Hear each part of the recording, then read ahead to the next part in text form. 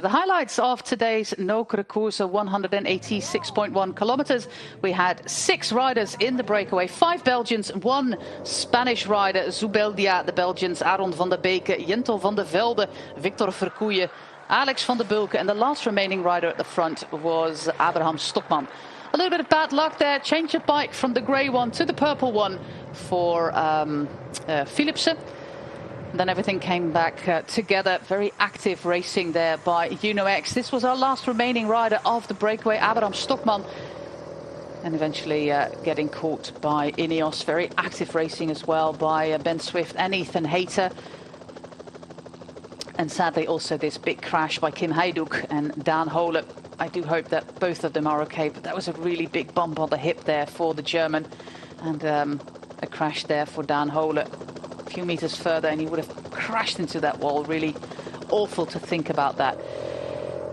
This is the moment, 4.6 kilometers to go, that Tim Wellens tries. Oh no, actually it's one of the many times that Tim Wellens tried.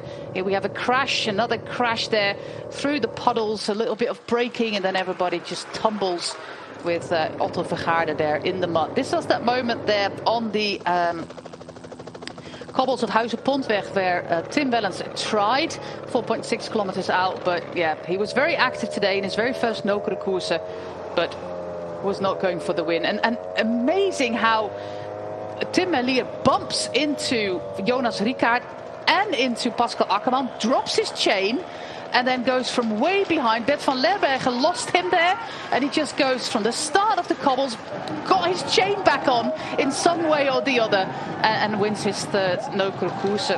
There's absolutely no stopping Tim Merlier on this climb. It's just around the corner from here. He said in the interview he never comes to train here, but yeah, his family's here.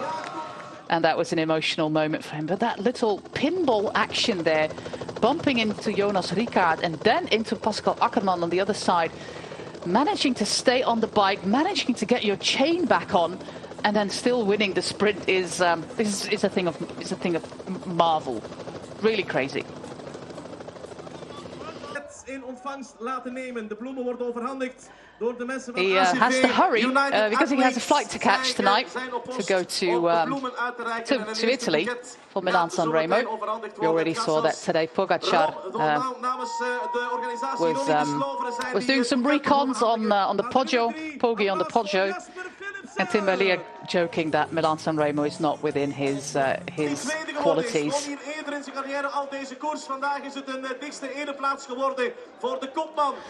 But Fabio Jakobsen, a good result for him, actually his best result this season. Runner-up, best of the rest, best of the losers, he said, first loser. His best result this year for the lovely Fabio Jakobsen. Uit te reiken aan de nummer 2. Hij verdient ook uw applaus nogmaals, Fabio Jakobsen. And he's happy. His next race is going to be next Wednesday, Klassiek Brugge de Panne, another sprinters race, and then he has a whole range of bike races, including the Giro, on his provisional program. But the king of Nokereberg is, of course, Tim Merlier. Not in the Belgian National Championships jersey, but in the blue of Soudal-QuickStep. After another great lead out by Bert van Lerbergen. Great racing also for the American Luc Lamperti.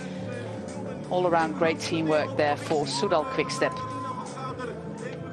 3 in a row there for Tim Merlier. With a trademark long sprint to the line, a drop chain, an almost crash. It was a pretty eventful day, but a win nonetheless.